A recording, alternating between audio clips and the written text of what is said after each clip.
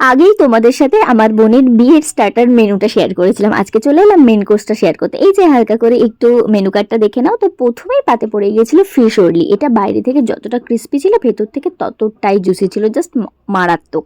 তারপর পাতে পড়ে গিয়েছিল পিস কচুরি আর চানা পানির। এটা খেতেও জাস্ট অসাধারণ হয়েছিল, আর খাবারগুলোর প্রত্যেকটা এত সুন্দর ছিল, আমি খেয়ে এখানে নাচ শুরু করে দিয়েছিলাম। তারপর বাঙালির ভাত ডাল, আর এখানে ছিল তার সাথে পটেটো ফিঙ্গার, লেবু দিয়ে মেখে। এটা খেতেও আমার খুবই ভালো লাগে।